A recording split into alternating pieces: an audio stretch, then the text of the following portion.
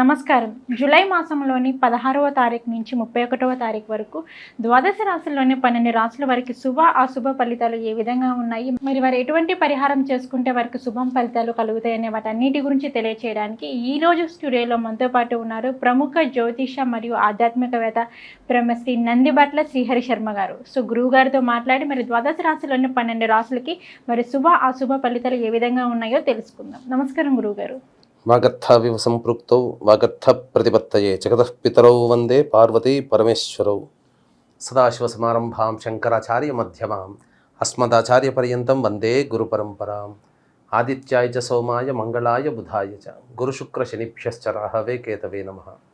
శృంగేరి పీఠాధిపతులకి కంచి పీఠాధిపతులకి నమస్కారములు తెలియచేసుకుంటూ కార్యక్రమాన్ని ప్రారంభిద్దాం. గురుగారు, ధనుసు రాశి వారికి వచ్చేసి ఈ జూలై మాసంలోని 16వ తారీఖు నుంచి 31వ తారీఖు వరకు మరి వీరికి శుభ అశుభ ఫలితాలు ఏ విధంగా ఉండబోతున్నాయి అనే అంశం గురించి అయితే మాకు ఒక్కసారి తెలియచేయండి గురుగారు. జూలై మాసంలో 16వ తారీఖు నుంచి 31వ తారీఖు వరకు ఈ యొక్క ధనుసు రాశి వారికి ఏ విధంగా ఉండబోతుందో తెలుసుకునే ముందు గ్రహ సంచారం ఏ విధంగా తెలుసుకుందాం.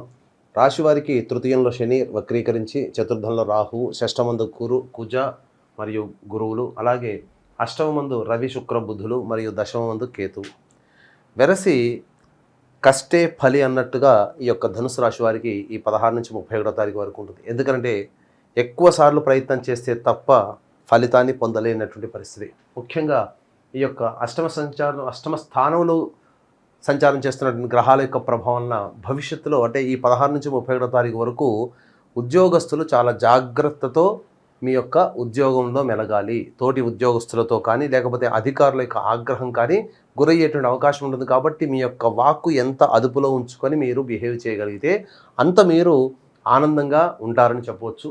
ఇక షష్టమందు కుజుడు యోగదాయకుడైనప్పటికీ కూడాను కొంత అనుకున్నటువంటి పనులు సకాలంలో పూర్తి చేసుకునే అవకాశాలు ఎక్కువగా ఉంటాయని చెప్పవచ్చు. ముఖ్యంగా తల్లిగారి యొక్క ఆరోగ్యం పట్ల శ్రద్ధ వహించాల్సినటువంటి పరిస్థితి. అలాగే ఎక్కువ పనిని ఎక్కువగా ఆలోచించడం, అనగా ఒకే పనిని ఎక్కువసార్లు ఆలోచించడం లేదా ఒకే పనికి ఎక్కువసార్లు శ్రమ వృధా అవ్వడం, ఈ కారణం చేత వృధా కాలయాపన అయ్యేటువంటి అవకాశం ఉంటుంది.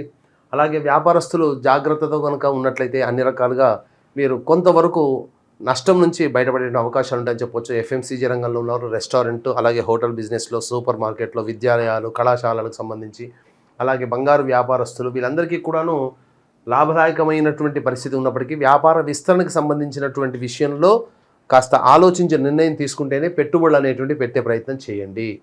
ఇక గమనించుకున్నట్లయితే ప్రధానంగా విద్యార్థులకి 2-3 సార్లు ప్రయత్నం చేస్తే తప్ప విద్యాలయాల్లో ప్రవేశం దొరకడం కష్టంగా ఉంటుంది. కాబట్టి దైవానుగ్రహాన్నితో పెద్దల యొక్క సహాయ సహకారాలతో మీరు ముందడుగు వేయండి తప్ప స్వయం నిర్ణయం తీసుకుంటే విద్యార్థులకి భంగపాటు తప్పదనే విషయాన్ని గమనించుకోవాలి. అలాగే ప్రధానంగా గృహానికి సంబంధించినటువంటి మరమ్మతులు చేపట్టే అవకాశాలు ఉంటాయి. గృహ కొనుగోలు, ఎలక్ట్రానిక్ వస్తువులు కావచ్చు, లేకపోతే వాహనానికి సంబంధించినటువంటి విషయాలు కావచ్చు, వీటన్నిటిలో మీకు కొంత ఖర్చు అయ్యే అవకాశం ఉంటుంది. అయితే ఈ 16వ తారీఖు నుంచి 16వ తారీఖు నుంచి 31వ తారీఖు వరకు ఏ రోజుల్లో మీకు ఖర్చులు అధికంగా ఉంటాయి. ఎందుకంటే ధనమిదం మూలం జగత్. మనిషికి వచ్చేటువంటి సమస్యలు అన్నీ కూడా చాలా మటుకు ఈ యొక్క ఆర్థికపరమైన సమస్యలే. ఎందుకంటే పొద్దున లేచిన దగ్గర నుంచి ఆర్థిక పరంగా ఎలా ఉండబోతుంది అనేటువంటి విషయం, ఈరోజు ఎంత ఖర్చులు ఉంటాయి, అలాగే ఈరోజు రావాల్సినటువంటి డబ్బు ఏమైనా వస్తుందా అని ఎదురు చూసేటువంటి జనమే తప్ప ఈ యొక్క జీవితం అంతా హాయిగా ఉన్నవాళ్ళు అనేవాళ్ళు ఎవ్వరూ లేరు. అయితే 16వ తారీఖు చూసుకున్నట్లయితే ప్రధానంగా మీకు అనుకున్నటువంటి విధంగా అన్ని రకాలుగా లాభదాయకంగా ఉండడం, ఎన్నాళ్ళ నుంచో అనగా అంతకుముందు ఈ 16వ తారీఖు కంటే ముందు చేసినటువంటి పనులకు సంబంధించినటువంటి ధనాదాయం మీకు 16వ తారీఖున వచ్చేటువంటి అవకాశం ఉంటుంది. ఇక 17-18 తారీఖుల్లో ఖర్చులు అధికంగా ఉంటాయి. కాబట్టి మీ యొక్క ప్లాన్స్ ఏవైతే ఉన్నాయో 17-18 తారీఖులో ఖర్చులు పెట్టుకోవడానికి మీరు ప్లాన్ చేయకండి. ఏదైతే 17-18 ఉందో ధనాదాయం ఉన్నప్పుడు ఖర్చు పెడినా ఆనందంగా ఉంటుంది. కానీ ఆదాయం లేని సమయంలో ఖర్చులు మీరు ప్లాన్ చేసుకుంటే ఆల్రెడీ 17-18 తారీఖుల్లో మీకు ఖర్చులు చూపిస్తున్నాయి. మీరు పెట్టుకున్నటువంటి ఖర్చులు అదనంగా తోడే ఎక్కువగా శ్రమ అయ్యేటువంటి అవకాశం ఉంటుంది. ఇక 19, 20, 21 ఈ తేదీలలో మీరు బంధుమిత్రులతో, సోదర సోదరీమణులతో ఆనందంగా గడుపుతారని చెప్పవచ్చు. అలాగే పాత మిత్రుల యొక్క కలయిక మీకు ఆనందాన్ని కలగజేస్తుంది. మృష్టాన్న భోజనం అంటే సమయానికి ఇంట పట్టున ఉండి భోజనం చేసే అవకాశం ఎక్కువ ఈ 19, 20, 21 తారీఖుల్లో ధనుసు రాశి వారికి ఉంటుందని చెప్పొచ్చు. ఇక ముఖ్యంగా 22, 23 తారీఖుల్లో కుటుంబ సభ్యులతో వాగ్వివాదాలు చేసుకోకపోవడమే చాలా మంచిదనేటువంటి విషయాన్ని గమనించుకోవాలి. అలాగే మీ యొక్క వాక్కుని ఎంత అదుపులో ఉంచుకుంటే 22, 23 తారీఖుల్లో మీరు అంతా ఆనందంగా ఈ రోజులు గడుస్తాయని చెప్పవచ్చు. ఇక 24, 25 తారీఖుల్లో ఊహించని విధముగా ఇతరుల నుంచి మీకు డబ్బు అందేటువంటి అవకాశం గోచరం అవుతుంది. తద్వారా మీకున్నటువంటి సమస్యల్ని పరిష్కరించుకోవచ్చు. అలాగే మీరు ఏదైనా కానీ ధనాదాయం ఉంది అంటే మీరు సమస్యలకి సంబంధించి ఏదైనా అప్పు అడిగితే ఈ 24, 25 తారీఖులో అప్పు రుణము పొందేటువంటి అవకాశాలు కూడా గోచరం అవుతున్నాయి చెప్పారు. అలా ఆ విధంగా ఏ విధంగా ఆలోచించుకున్నా డబ్బు మీకు చేతికి అందుతుంది, లేదా డబ్బుకు సంబంధించినటువంటి శుభవార్తలు వింటారు, లోన్స్కి సంబంధించిన వార్తలు కూడా. ఇక 26, 27 తారీఖులో చూసుకున్నట్లయితే ప్రధానంగా కార్యహాని, ఏదైనా పని చెయ్యాలనుకున్నప్పుడు 26, 27 తారీఖుల్లో వాయిదా వేసుకోవడం చాలా మంచిదని గమనించుకోవాలి. కార్యహాని జరిగేటువంటి అవకాశాలు గోచరమవుతున్నాయి. అలాగే ఆరోగ్యం పట్ల శ్రద్ధ వహించాల్సినటువంటి పరిస్థితి, తల్లిగారి ఆరోగ్యం పట్ల జాగ్రత్తలు పాటించాలి. ఈ 26, 27 తారీఖుల్లో వాహనాన్ని నడిపేటప్పుడు అప్రమత్తంగా ఉండండి, పరధ్యాసతో వాహనాన్ని నడపకండి. ఎందుకంటే ఆలోచనలు మీ యొక్క మెదడుని పరధ్యాసలోకి వెళ్తాయి, తద్వారా ఇబ్బందికర పరిస్థితులు ఎదురయ్యే అవకాశం ఉంటుంది. ఇక ముఖ్యంగా గమనించుకున్నట్లయితే 28, 29 తారీఖుల్లో కూడా వృధా కాలయాపన జరిగేటువంటి అవకాశం ఉంటుంది. ఏ పని యందు ఆసక్తిగా లేకపోవడము, తద్వారా ఇబ్బందికర పరిస్థితులు. కావున ఈ కారణం చేత 28, 29 తారీఖుల్లో మానసికమైనటువంటి ప్రశాంతత కోల్పోయి మీరు ఏ పని కూడాను మీరు పూర్తి చేయలేకపోతారు. ఇక 30, 31 తారీఖుల్లో మాత్రము మీకు ఆనందదాయకమైనటువంటి పరిస్థితి, విశేష ధన ప్రాప్తి.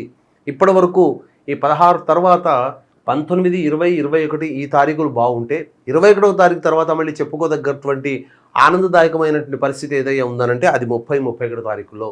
అనగా మాసాంతానికి మీకు అందవలసినటువంటి పైకము అనగా డబ్బు మీకు అందుతుంది, తద్వారా కొన్ని సమస్యల నుంచి పరిష్కరించుకుంటారని చెప్పవచ్చు. విశేషముగా మీరు శత్రువులపై మీదే విజయం పొందేటువంటి అవకాశాలు ఎక్కువగా గోచరమవుతున్నాయి. కాబట్టి వీక్షించేటువంటి ధనుసు రాశి ప్రేక్షకులు గమనించాల్సింది ఏతావాత 17వ తారీఖు, 18వ తారీఖు, 22, 23 తారీఖుల్లో ఎటువంటి ఖర్చులు పెట్టుకోకుండా ఉంటేనే చాలా మంచిదనేటువంటి విషయాన్ని గమనించుకోవాలి. ఇక గమనించుకున్నట్లయితే అన్ని రకాలుగా శుభ అశుభ మిశ్రమ ఫలితాలు ఈ యొక్క ధనుసు రాశిలో ఉన్నటువంటి వారికి ఉంటాయని చెప్పడంలో ఏమాత్రం సందేహం లేదు. అయితే ఇక్కడ ఎంతటి వాడికైనప్పటికీ కూడాను దైవానుగ్రహం తోడైతేనే అన్ని రకాలుగా సమస్యలు పరిష్కరించుకుంటాడు. కాబట్టి ఈ యొక్క దైవానుగ్రహం అందరికీ అందించాలనేటువంటి సదుద్దేశంతో ఈ నెల 21వ తారీఖు రోజున గురు పౌర్ణమి సందర్భంగా మా పీఠం ఆధ్వర్యంలో శ్రీకాళహస్తి క్షేత్రంలో రాహుకేతు పూజ, అలాగే వివాహం కావాల్సిన అబ్బాయిలకి, అమ్మాయిలకి, విద్యార్థులకి సరస్వతి దక్షిణామూర్తి హోమాలు, అలాగే విద్య, వివాహం, అనారోగ్యం, శత్రుబాధ సమస్యలు ఇవ్వడానికి 18 రకాల హోమాది కార్యక్రమాలు మరియు రాహుకేతుల యొక్క హోమాది కార్యక్రమాలు ఈ యొక్క శ్రీకాళహస్తి క్షేత్రంలో కేవలం 1500 రూపాయల రుసుముతో మీ గోతనామంతో చేయించడం జరుగుతుంది. అవకాశం ఉన్న వాళ్ళు కార్యక్రమ తదనంతరం కాంటాక్ట్ చేసి పూర్తి వివరాలు తెలుసుకోవచ్చు. అలాగే ప్రతి నెల ఒక్కొక్క క్షేత్రంలో మా పీఠం ఆధ్వర్యంలో ఈ యొక్క కార్యక్రమాలు జరుగుతున్నాయి. కాబట్టి మీ యొక్క సంకల్పం ఈ సంవత్సరం నెరవేరాలనే సదుద్దేశంతో సంవత్సరం పొడుగుతా కూడా మీకు ఈ కార్యక్రమంలో గోతనామాలు నమోదు చేసుకోవచ్చు. ఓకే గురువుగారు, ధనుసు రాశి వారికి వచ్చేసి ఈ జూలై మాసంలోని 16వ తారీఖు నుంచి 31వ తారీఖు వరకు మరి వారికి శుభ అశుభ ఫలితాలు ఏ విధంగా ఉన్నాయి అనే అంశం గురించి అయితే మాకు తెలియజేశారు. అలాగే ఏంటంటే ఈ 16వ తారీఖు నుంచి 31వ తారీఖు వరకు వీరికి ఇంకా మెరుగైన ఫలితాలు కావాలి అనుకున్నా కానీ ఎటువంటి పరిహారం చేసుకుంటే వీరికి బాగుంటుంది అంటారు? ప్రతిరోజు కూడా ఈ యొక్క ధనుసు రాశి వారు ఒక 7 రోజుల పాటు చెప్పినటువంటి పరిహారం పాటించండి. ప్రతిరోజు గరికతో గణపతికి అష్టోత్తర పూజ చేసి గణపతి గుడిలో అభిషేకం జరిపించండి, లేదా గణపతి గుడిలోనే అభిషేకం అర్చన జరిపించండి. ఈ యొక్క 7 రోజులు కంటిన్యూస్గా చేసినట్లయితే తప్పకుండా ఈ జూలై మాసంలో మీరు మొదటి నుంచి ఏవైతే సమస్యలు పడుతున్నారో ఆ సమస్యలకి పరిష్కార మార్గం మీకు లభిస్తుంది. దైవానుగ్రహంతో మీరు చక్కగా ముందడుగు వేస్తారు అని చెప్పడంలో ఏమాత్రం సందేహం లేదు. ఓకే గురుగారు, ధనుసు రాశి వారికి వచ్చేసి ఈ జూలై మాసంలోని 16 నుంచి 31 వరకు వారికి ఏ విధంగా ఉండబోతుంది, అలాగే ఖర్చులు ఎలా ఉండబోతున్నాయి, మరి వారి జాతకంలో ఏమైనా దోషాలు ఉన్నా కానీ మరి దానికి ఎటువంటి పరిహారం చేసుకుంటే బాగుంటుంది అనే వాటి గురించి అయితే మాకు తెలియజేశారు. ధన్యవాదాలు గురువు. సర్వం శ్రీ ఉమామహేశ్వర పరబ్రహ్మార్పణమస్తు.